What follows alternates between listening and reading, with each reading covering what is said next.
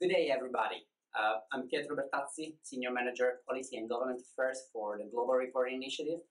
I thank Responsible Business Forum Poland for the invitation to be with you again after 1 year. Well, not really with you. I'm in Amsterdam. This has been filmed, but I'm really glad to be to have today the opportunity to give you highlights of what G4 is. After 2.5 years of what we call the due process, after having selected and recruited more than 120 working group members, after having opened 2 public comment periods and got more than 2,500 feedbacks from all over the world, in May 2013, we launched the G4 guidelines, the 4th edition of the GRI guidelines.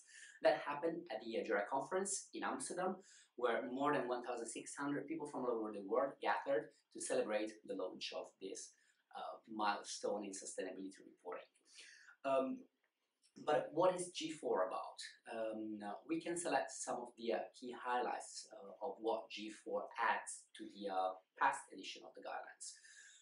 I can say that one of the buzzwords of G4 is materiality.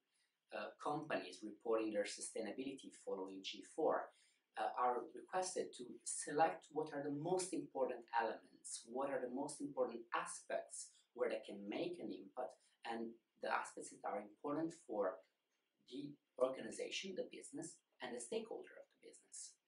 G4 offers to companies the opportunity to report what are the things that really matter and where they matter. Indeed, one of the distinguished elements of G4 has been the focus on the supply chain as well. The materiality concept applies to the suppliers. If an input happens in the supply chain, therefore the company should monitor what happens in the boundaries of the suppliers as well. Those are not the only elements that G4 has improved on. There is a very important element, which is the harmonization with other sustainability initiatives and reporting frameworks. Indeed, at the moment, G4 has fully fledged reference to the United Nations Global Compact Principles, to the OECD guidelines for multinational enterprises, and to the UN Guiding Principle on Business and Human Rights.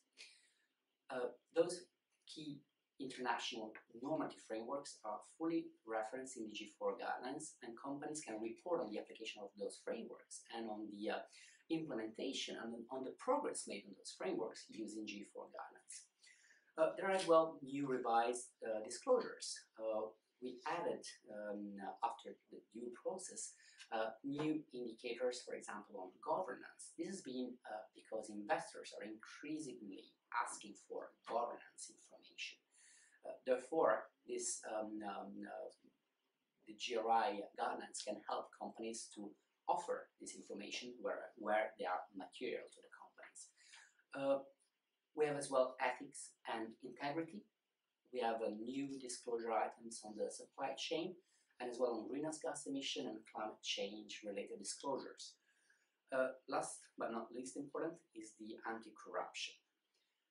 Therefore, G4 is now ready to help more companies to disclose more robust information in a more standardized way, and as well to prepare sustainability disclosures to be integrated in integrated reporting. So I don't expect to have provided a full understanding of the G4 guidelines, but I hope I have triggered your interest. Please look on our website, www.globalreporting.org. G4 is available there, and in the pipeline there are many translations. Therefore, please stay engaged and get in touch with us. Thank you very much. Bye.